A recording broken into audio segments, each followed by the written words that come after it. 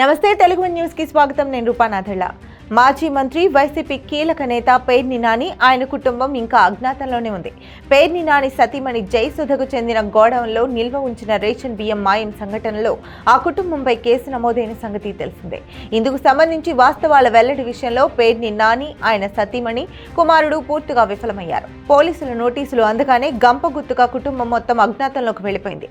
దీంతో ఈ కేసు విషయంలో పేర్ని నాని కుటుంబానిదే తప్పు అన్న అభిప్రాయం సర్వత్రా వ్యక్తమవుతోంది.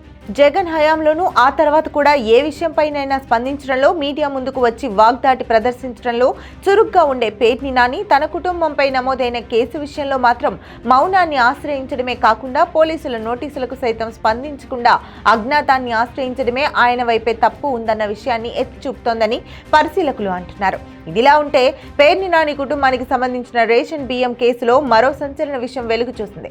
మాయమైన రేషన్ బియ్యం బస్తాల సంఖ్య తొలుత వెలుగులోకి వచ్చిన దానికంటే చాలా ఎక్కువ అన్న చర్చ జరుగుతోంది.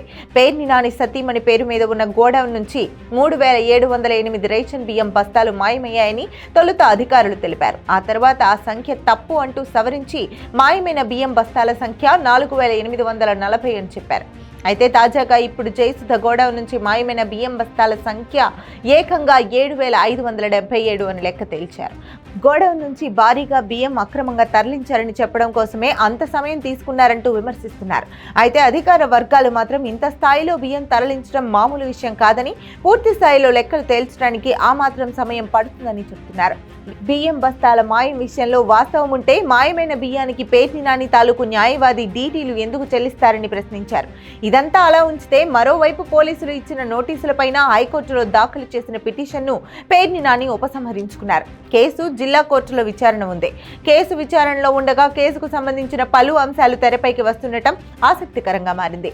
గోడౌన్లో రేషన్ బియ్యం మాయమయ్యాయని పేర్ని నాని సతీమణి పేర్ని జయసుధ డిసెంబర్ 10న పోలీసులకు కేసు నమోదు చేశారు. నాటి నుంచి పేర్ని నాని కుటుంబం అజ్ఞాతంలోకి వెళ్లిపోయింది. అంతేకాకుండా పేర్ని నాని జయసుధకు చెందిన గోడౌన్ నుంచి మాయమైన బియ్యం ఇప్పటికే కాకినాడ పోర్టు నుంచి దేశం దాటేసిందంటూ మంత్రి కొల్లు రవీంద్ర ఆరోపణలు చేస్తున్నారు. వైసీపీ ప్రభుత్వం అధికారంలో ఉండగా మంత్రిగా పనిచేసిన పేర్ని నాని తన భార్య పేర్ని జయసుధ పేరిట రేషన్ డీలర్షిప్ తీసుకున్నారు. ప్రభుత్వం నుంచి తమకు పంపిణీ కోసం అందిన బియ్యాన్ని తమ కుటుంబానికే చెందిన గోడౌన్లో భద్రపరిచేవారు. ఈ క్రమంలోనే రాష్ట్రంలో అధికారం మారిన తర్వాత అదే గోడౌన్లో ఉండాల్సిన బియ్యం నిల్వలు మాయమైనట్లు ఫిర్యాదు అందింది. దీనిపై కేసు నమోదు అయింది. ఈ కేసులో నిందితులుగా ఉన్న పేర్ని కుటుంబ సభ్యులకు నోటీసులు జారీ చేసి విచారణకు పిలిచిన వారు రాలేదు. అయినా పోలీసులు ఇప్పటి వరకు వారినెవరిని అరెస్ట్ చేయలేదు. ఈలోగా పేర్ని జయసుధ ముందస్తు బెయిల్ కోసం కోర్టును ఆశ్రయించారు. కోర్టు తీర్పు వెలువరించిన తర్వాత పోలీసులు తదుపరి చర్యలకు ఉపక్రమించే అవకాశం ఉంది. ఇంత జరిగినా పేర్ని నాని కనీసం స్పందించకపోవడంతో బియ్యం బస్తాల మాయం విషయంలో ఆయన కుటుంబం ప్రమేయం ఉందన్న వాదనకు బలం చేకూరుతోంది. అయిన దానికి కాని దానికి తెలుగుదేశం జనసేనలపై నోరెట్టు పడిపోయే పేర్ని నాని తెలుగుదేశం కూటమి ప్రభుత్వ హయాంలో తన కుటుంబంపై కేసు నమోదైనా కిక్కురు మనకపోవడంతో ఆయన కుటుంబం తప్పిదం ఉందన్న సంగతి అంగీకరించినట్లయిందని అంటున్నారు. పోలీసుల విచారణకు డుమ్మా కొట్టి మరీ ముందస్తు బెయిల్ కోసం కోర్టును ఆశ్రయించినందుకు జయసుధకు కోర్టులో ఊరట దక్కే అవకాశాలు అంతంత మాత్రమేనని న్యాయ నిపుణులు అంటున్నారు.